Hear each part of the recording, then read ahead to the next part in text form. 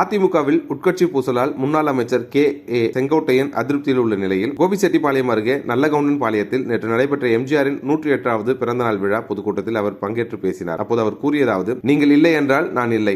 உங்கள் உயிர் மூச்சில் வாழ்ந்து வருகிறேன். கோபி மட்டுமல்ல, தமிழ்நாட்டில் உள்ள அனைத்து பகுதியிலும் அனைவரையும் தெரியும். ஜெயலலிதாவுடன் 14 முறை தமிழ்நாடு முழுவதும் சுற்றுப்பயணம் மேற்கொண்டிருக்கிறேன். விவசாயிகள் பாராட்டு விழாவிற்கு அழைத்தார்கள். அதில் எம்ஜிஆர் படமும் ஜெயலலிதா படமும் இல்லை. அதனால்தான் நான் அந்த கூட்டத்தில் கலந்து கொள்ளவில்லை. நான் கூட்டத்தை புறக்கணிக்கவில்லை.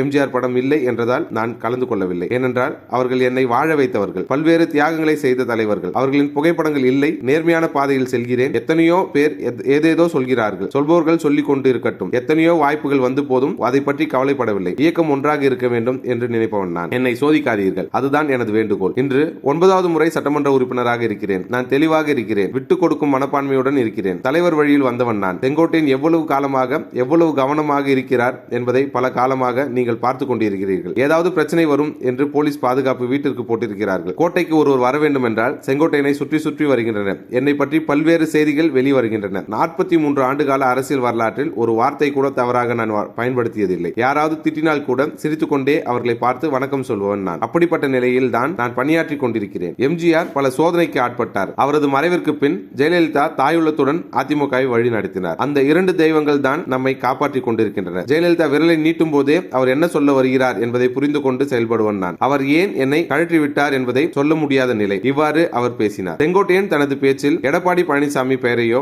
அவரது ஆட்சி திட்டங்கள் குறித்தோ ஒரு வரி கூட பேசவில்லை. பவானிசாகர் எம்எல்ஏ பன்னாரி, முன்னாள் எம்பி சத்யபாமா உள்ளிட்டோர் பங்கேற்றனர். அவர்களும் எடப்பாடி பெயரையே குறிப்பிடவில்லை. வழக்கமாக கோபியில் நடைபெறும் பொதுக்கூட்டத்தில் எடப்பாடி பழனிசாமியின் படத்தை விட செங்கோட்டையன் படம் பேனர்களில் சிறிதாகவே இருக்கும். ஆனால் நேற்று மேடையில் வைக்கப்பட்டிருந்த பேனரில் 20 படமும் ஒரே அளவில் வைக்கப்பட்டிருந்தது குறிப்பிடத்தக்கது.